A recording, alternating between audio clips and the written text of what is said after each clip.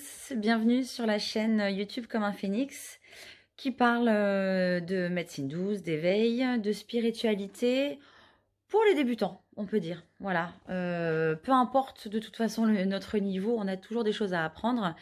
Et j'ai créé cette chaîne parce que je suis passée moi-même par un éveil assez hard et j'ai été aidée.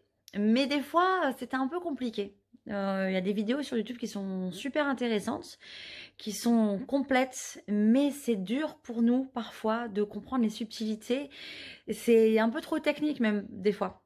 Donc j'ai voulu moi à mon tour participer à tout ça je me mets à la place des gens qui commencent à avoir des facultés, qui commencent à avoir peut-être même des capacités et qui ont besoin d'aide et besoin de réponses claires et simples et courtes. Aujourd'hui, c'est une vidéo très importante pour moi car elle marque un tournant dans ma vie.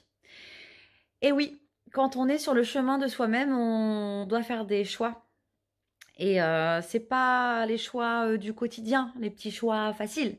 On a des choix cornéliens, ces choix qui nous donnent mal au ventre, qui nous font peur vraiment au plus profond de nous-mêmes, qui nous empêchent de dormir.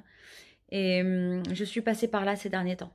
Donc j'ai dû travailler beaucoup sur moi-même, aller au plus profond de moi, aller dans ma jeunesse, pour voir pourquoi j'avais peur de certaines choses.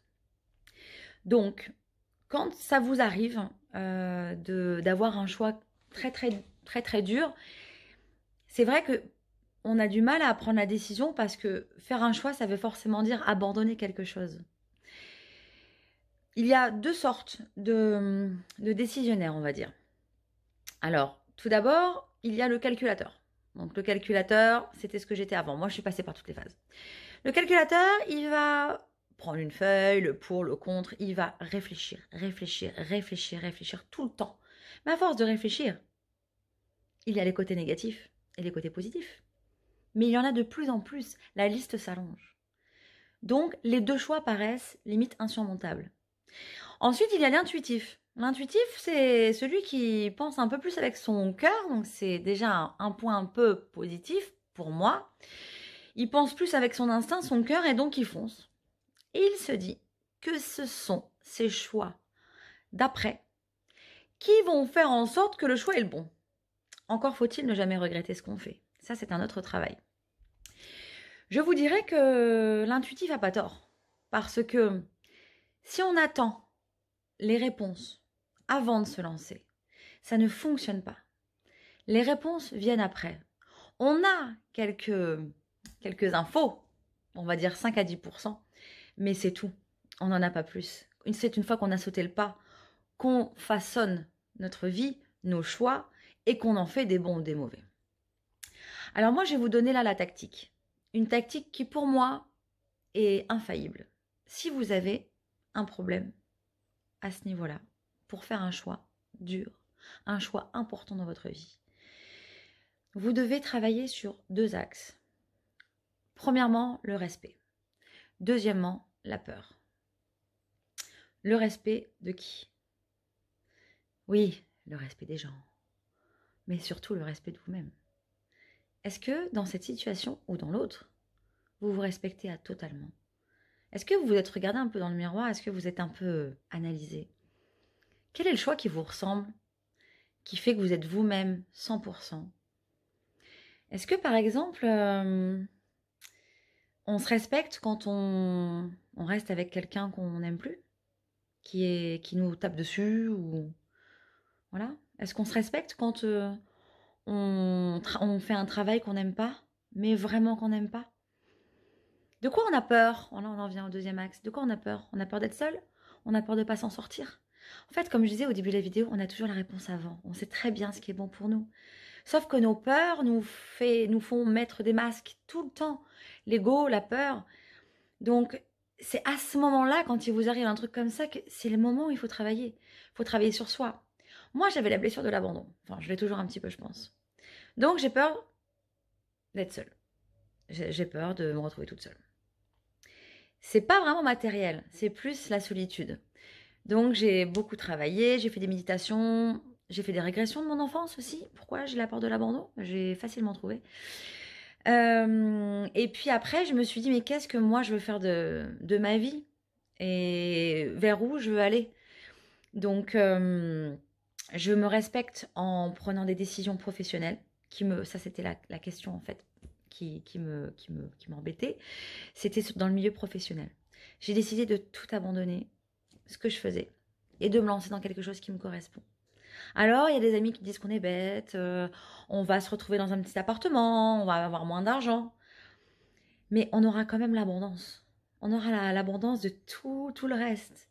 Et si on se respecte nous, et si on voit les étincelles qui découlent de tous ces choix qui sont beaux et qui nous ressemblent, alors ben on se fera aimer par les gens et les bonnes personnes en fait.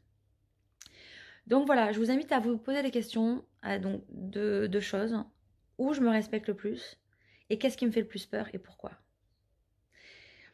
Dernièrement, je voulais vous dire que quand vous allez réussir à répondre à ça, il y a quelque chose qui est important aussi et que vous devez savoir, c'est que vous n'êtes pas obligé de courir après le temps. Ne courez pas après le temps. Même si une situation est débloquée dans votre tête et que vous avez la solution, même si elle est difficile, parce que bon après voilà, il y a plein de choses qui, je sais pas, un déménagement, une séparation, changement de travail, une décision avec des enfants, tout ça, c'est vraiment pas facile à mettre en place. Ne vous prenez pas la tête, prenez le temps. Ça sert à rien de vous mettre des bâtons dans les roues. Une fois que vous avez pris votre décision, votre cœur s'allège tout d'un coup. Je vous assure, on se sent légère. Il n'y a plus de matériel qui compte, plus de calcul. On sait qu'on fait ça pour nous. Et ça change la vie. Je vous assure, ça change la vie. Il y a plein de techniques pour arriver à ça. Il y a les psys. Enfin, moi, c'est pas comme ça que je travaille, mais vous pouvez aller en voir un. Vous avez des livres extraordinaires. Genre les 5 blessures. La trahison, l'abandon, le rejet, l'humiliation, l'injustice. Ce livre, je vous avoue qu'il a un peu changé ma vie aussi.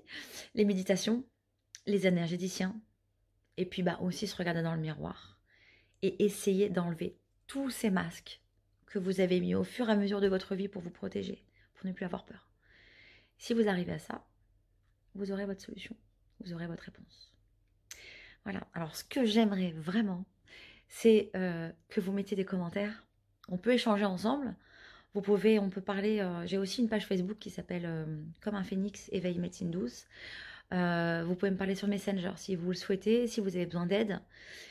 On peut échanger sur ça, c'est très intéressant. Et toute cette évolution, elle entraîne une autre évolution derrière.